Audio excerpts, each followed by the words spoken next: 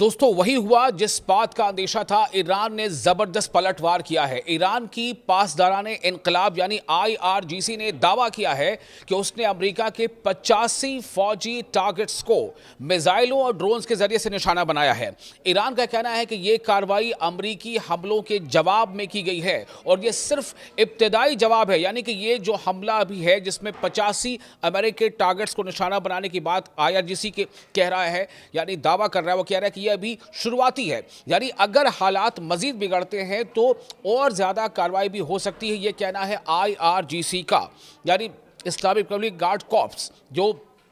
Iran का एक मोतबर वहाँ पर जो मिलिट्री इदारा है वो ये कह रहा है। और दरअसल आपको बताते हुआ क्या था, आईआरजीसी के मुताबिक अमेरिका ने ईरान के जुनूबी इलाके यानी कि दक्षिणी इलाके में ख़ास तौर पर सूबा हर्मुज़गान और माशिर में फ़िज़ाई हमले किए थे, एयर स्ट्राइक किया था। ईरान का इल्ज़ाम है कि ये हमले जंग बंदी और दोनों देशों के दरमियान होने वाली एक मुफ़ाहमत यानी एमओयू का वायोलेशन था, और इसलिए ईरान का कहना है कि इन्हीं हमलों के जवाब में उसने बहरीन और कुवैत में मौजूद अमरीकी फ़ौजी तनसीबात को निशाना बनाया है। दो मुल्कों में, यानी कि खलीज के दो ऐसे मुल्क हैं बहरीन और कुवैत, इन दोनों देशों में जो अमरीकी फ़ौजी अड्डे हैं उनको आईआरजीसी का दावा है कि उसने जवाबी हमला करके निशाना बनाया है। आईआरजीसी के मुताबिक बहरीन में पोर्ट सलमान के करीब वाक़ा अमरीकी 5th फ्लीट के इलाके और कुवैत की अल सालम एयर बेस पर मिसाइल और ड्रोन हमले किए गए हैं।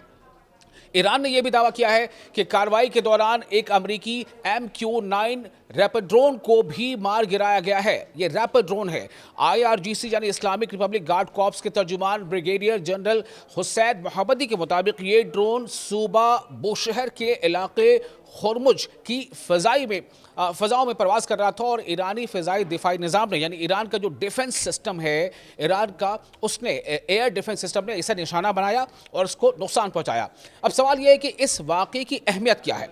देखिए, अगर ईरान के दावे दुरुस्त साबित होते हैं, हम यहाँ पर अगर के साथ ये सवाल उठा रहे हैं कि अगर ईरान यानी आईआरजीसी जो दावा कर रहा है इस्लामिक रिपब्लिक गार्ड कॉर्प्स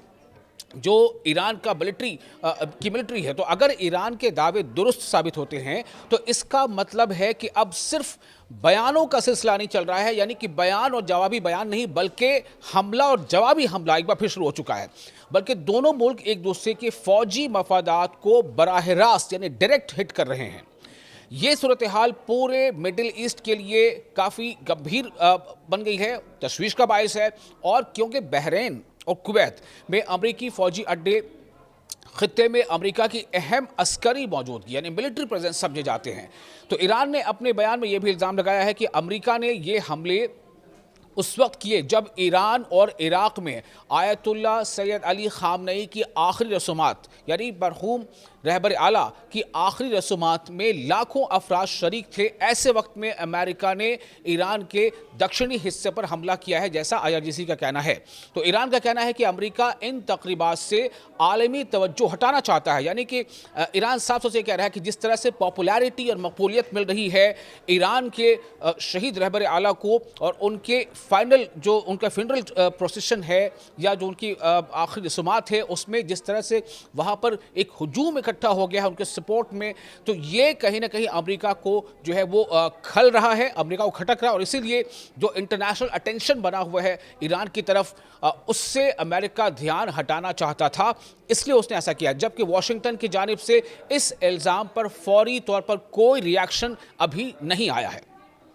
फिलहाल ये तमाम दावे ईरान की जानिब से किए गए हैं, जबकि अमेरिका ने इन हमलों या मुमकिना नुकसानात की अभी कोई तस्दीक नहीं की है, कोई पुष्टि नहीं की है। अब सबसे अहम सवाल यह भी है कि क्या ये सिर्फ शुरुआती जवाबी कार्रवाई है, जैसा कि आईआरजीसी का दावा है। आईआरजीसी ये दावा कर रहा है कि शुरुआती जवाबी कार्रवाई में उसने 85 अमेरिकी इंटरेस्ट को निशाना बनाया है।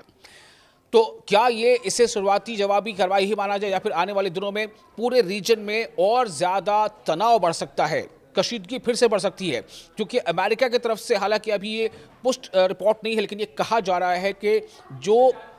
पाबंदियां ईरान पर आयद थी, जिन्हें उठा लेने का अमेरिका ने भरोसा दिया था कि पाबंदियां ख़त्म कर दी जाएंगी, सैंक्शंस को हटा लिया जाएगा ईरान को, जो उसके तेल को बेचने को लेकर के था। तो ये खबर आ रही है अभी ईरान अमेरिका की तरफ से कि अमेरिका ने ये पाबंदी जो हटाने का जो फैसला लिया था वो फिर से उसको नाफिज कर रहा है। अगर ऐसा होता है तो इसका मतलब है कि ईरान के लिए ये फिर आने वाले दिनों में काफ़ी मुश्किल साबित हो सकती है। लेकिन ईरान का दावा ये है कि उससे उसकी परवाह नहीं है, उससे परवाह इस बात की है कि जो MOU साइन हुआ है ये उसका सीज फायर है, उसका ये उल्लंघन है, वायोलेशन है। और उसके जवाब में ईरान ने IRGC जो ईरान की मिलिट्री है उसका ये दावा है कि हमने 85 इंटरेस्ट को, अमेरिकी इंटरेस्ट को या अमेरिकी मिलिट्री इंस्टॉलेशंस को जो कि कुवैत में है या बहरीन में, उसे निशाना बनाया है। इसका जवाब आने वाले चंद दिनों में फिर ये देखने को होगा कि अमेरिका और ईरान के अगले जो इक़दाम है वो क्या हो सकते हैं। लेकिन इतना ज़रूर है कि इस वक्त पूरी दुनिया की नज़रें एक बार फिर मिडिल ईस्ट की तरफ मरकूज़ हो गई है और सूरत हाल पर जमी हुई है कि आया ये एस्केलेशन इसमें और ज़्यादा बढ़ेगा या फिर से एक बार जो मीडिएशन कंट्रीज़ थी, जैसे उसमें कतर का नाम आ रहा था या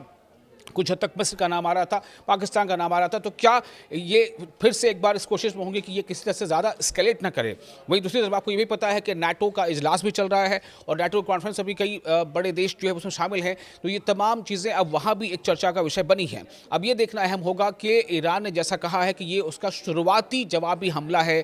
क्या इसका रिस्पांस फिर से अमेरिका देता है, और अगर अमेरिका रिस्पांस देता है तो फिर क्या एक बार फिर से इसका ना ख़त्म होने वाला सिलसिला हमला और जवाबी हमले का शुरू हो जाएगा। आपका ये वीडियो कैसा लगा, आप इसे लाइक और शेयर कर सकते हैं। आप अपने तासुरात हमें कमेंट बॉक्स में शेयर कर सकते हैं।